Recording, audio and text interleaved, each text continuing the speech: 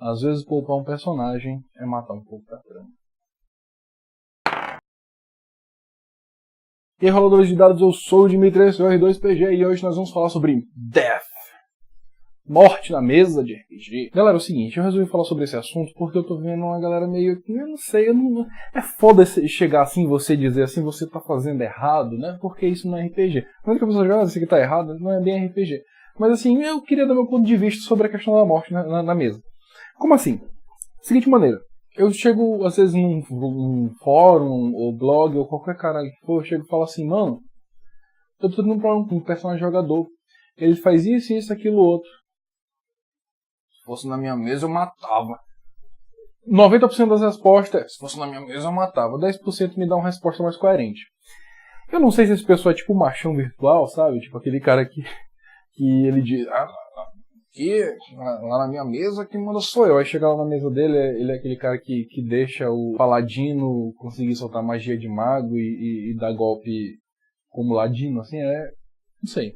Não tô falando nada aqui, não tô me comprometendo. A questão é o seguinte, eles ficam falando assim, não, mas se fosse na minha mesa mesmo, já era, tava morto, eu nem participava na próxima sessão. Então assim, gente, a morte é a punição final? Eu consigo pensar 1 milhão de coisas muito piores do que a morte. No momento que eu mato um jogador não, matar um jogador eu vou pra cadeia. Mas assim, no momento que eu mato um personagem, e aí aquele jogador faz outro personagem, eu mato de novo, mas ele vai acabar não criando nenhum vínculo com os personagens dele, e ele vai começar a criar personagens de bonecos de massa, que é uma coisa que eu vi bater na tecla. Boneco de massa. Tipo, já viu? Rita Repulsa, pois é. Pra quem é velho, né? Você nasceu no ano 2000, aí, não sabe nem o que é a Rita Repulsa. Você não pode deixar esse cara se desapegar cada vez mais dos personagens dele, senão ele vai continuar fazendo merda. E ele vai continuar fazendo merda, mas vai continuar matando ele no ciclo sem fim que nos guiará. Então a gente precisa arranjar uma punição diferenciada pra esse maluco, que a morte não tá resolvendo. Já mostrei a problemática. Cara, tu pega um jogador e diz pra ele, cara, esse teu personagem não morreu, ele ficou cego, ele ficou aleijado, ele pegou um ascite, ele tem que ficar se drenando, ele tá perneta, tu vai lascando o cara e não deixa, fala claramente pros teus jogadores, não deixa ele simplesmente abandonar a personagem. Essa é a pior coisa que você pode fazer, a pior covardia. Eu já vi também em fórum isso, cara.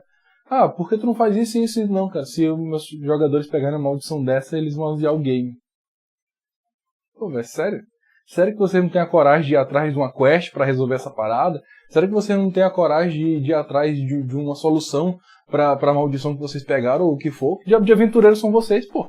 Só que é tudo de bombejada, que porra é essa? Lasque o personagem. Ele vai se lascar e ele vai, caralho, eu tô esse meu personagem e eu tô fazendo merda com esse personagem. Ele vai se tocar que ele tá fazendo merda com o personagem e ele vai começar a agir mais direitinho. Eu vou dar um exemplo que aconteceu nas mesas de RPG do R2. Eu não estava presente, mas eu ouvi a lenda. É o seguinte, um dos players é exatamente assim, faz merda. É um porradeiro que foda-se o roleplay e ele ia lascando o jogo, até que o mestre falou pra ele claramente que seu personagem não vai morrer. Cara, teve um momento que ele recebeu uma maldição que ele virou um monstro. E como monstro, ele acabou gostando. O monstro tinha muita força, muito poder. Só que o mestre, pelo roleplay, não por sistema, não por regras, não por nada. Pelo roleplay, ele sentiu o peso da monstruosidade dele. Não deixando ele participar de certos eventos, fazendo ele sofrer certas coisas que o Raspari não sofria. Ele começou a ver que a maneira que ele estava levando a situação ia levar o personagem dele cada vez mais pro buraco. Ele começou uma saga de redenção. É uma saga de redenção do personagem, uma saga de redenção do jogador. E, mano, quando você vê uma evolução do jogador junto com o personagem... Cara, o cara leu level up, não só como player, mas como jogador. Não só como personagem, mas como jogador. Isso foi engraçado. Então, o apego ao personagem, ele é essencial em certo tipo de jogos, e ele é, na verdade, pra mim, ele é essencial em todos os jogos, mas tem jogos que necessitam mais, como, por exemplo, os jogos de terror. Isso é uma coisa que eu já falei, acho que está no primeiro vídeo de terror que eu falo aqui, vai estar no card, vai ter em algum lugar para vocês assistirem se vocês quiserem, se não sei, tanto faz. A questão é o seguinte, que tem hora de matar e tem hora de poupar. Então, senhores, quando matar? Às vezes você como mestre, você percebe que aquele personagem, ele tá de alguma maneira aziando. Talvez o próprio jogador não perceba isso. Talvez talvez a própria mesa não perceba, mas ele tá ali como um tumor. Sério, não é brincadeira, não é zoeira. Ele tá ali como um tumor e ele tá ali azinhando. Às vezes as pessoas percebem azinha e você tem que cortá-lo, cara. Você é o guardião da história, você tem que manter a história. E se alguém tá no caminho, seja um personagem jogador, seja um personagem que você controla, ele tem que sair.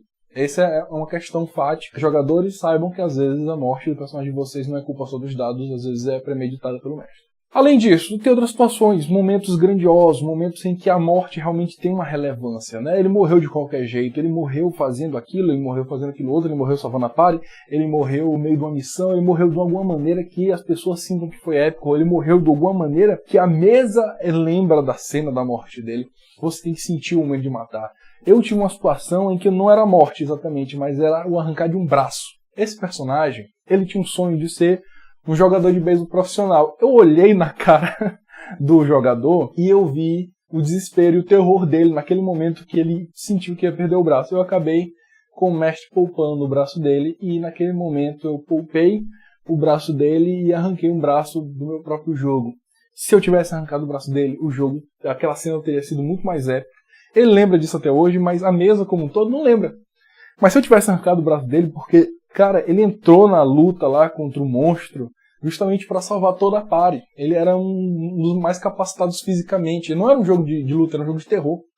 E ele não tinha condição de vencer. Ele realmente se meteu como herói. E, pô, se eu arrancasse o braço dele, ia ser uma perda de braço de um herói. E não, foi só uma situação em que ele lutou com o monstro, se machucou e voltou, se curou. Né? Foda. E quando não matar? Então, quando matar, a resposta é 3 palavras. Tem que ser justo, tem que ser proporcional, tem que ser razoável. Se alguma dessas coisas faltar, os jogadores vão sentir e eles não vão ficar felizes com a situação e, mano, não é isso que você quer pra sua mesa. Quando não matar. Não matar quando você percebe que matar vai prejudicar a mesa como alguma coisa. Por exemplo, às vezes você tá aqui no escudo do mestre, você joga 2d20 e dá 2,20, que é uma lapada que mata o jogador de uma vez. Vamos ser sinceros. Vamos mentir sobre esse dado, vamos diminuir esse dano, vamos fazer outra coisa, porque os dados, senhores, eles não são contadores de história. Quem tá contando a porra da história é você.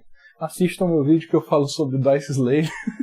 Tá no card ou na descrição, em algum lugar. Assistam lá. Então, assim, os dados são muito importantes que a história. Entendeu? A diversão é mais importante que tudo. Lembrem-se disso. Vocês estão contando a história, vocês, seus jogadores. Não, eu tô falando como se eu estivesse falando só com o mestre, né? Quando eu falo vocês estão contando essa história, vocês, seus jogadores, os jogadores e o mestre também, vocês estão contando a história todos juntos, entende? E os dados eles não podem ficar no meio disso. Agora, claro, só quem pode roubar no dado é o mestre, viu? Não vai roubar no dado, não. Você não deve matar quando você vai aziar a mesa, quando você percebe que aquilo só vai atrapalhar o seu jogador, quando você percebe que a situação, a morte, ela não vai pra frente, entendeu? Ela não vai ajudar em nada, ela não vai ajudar a mesa, ela não vai ajudar aquele jogador, ela não vai ajudar você, ela não vai ajudar a melhorar a história. Então, não mate. Tem coisas muito piores que você pode fazer caso você ache que o jogador merece uma punição. Tem coisas muito piores. Seja criativo, seja cruel. Falando sobre o horror cósmico, o segundo vídeo que eu tratei, né? Que é sobre o sistema de Shimoda Katuri. Tem o Fail Forward, né? É quando o jogador falha e você permite que ele mantenha o acerto, mas você fode ele de alguma maneira. Um exemplo de um Fail Forward para uma high fantasy de aventura e medieval e tal. O Ladino vai tentar... como é que se diz? Ele vai tentar desativar uma armadilha. E um bloco de pedra vai cair em cima da party toda. Todo mundo vai morrer. Ou então pode cair só em cima do Ladino ou de uma ou duas pessoas. Né, vamos dizer assim. Quando ele falha, você pensa, pô, vai aziar se eu fizer um TPK aqui agora. Porque você tem que lembrar.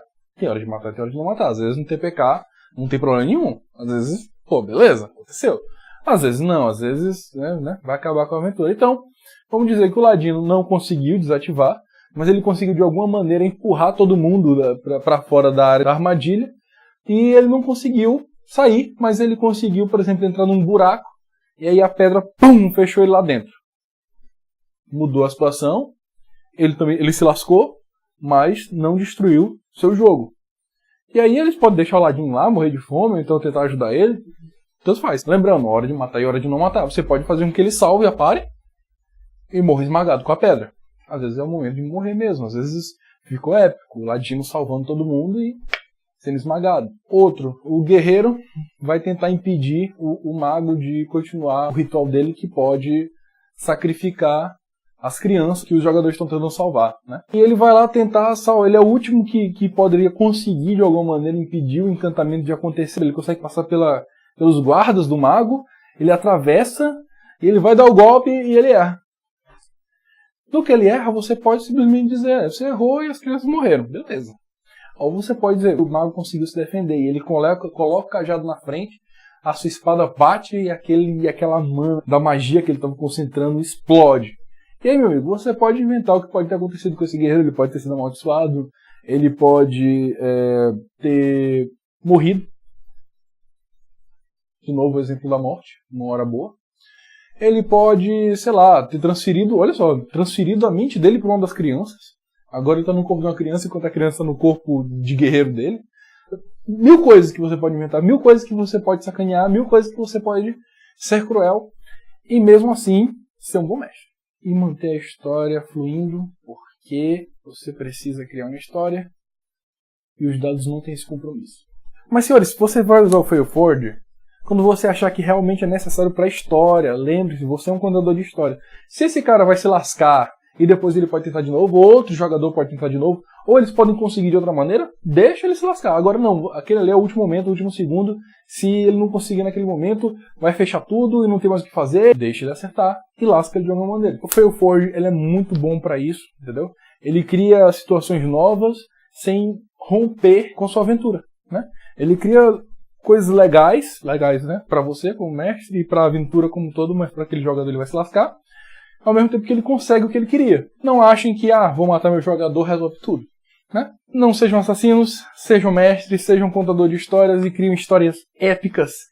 E, porra, joguem muitos dados, sejam felizes, se inscrevam, curtam o nosso canal, cliquem no sininho para você receber notificações e até a próxima.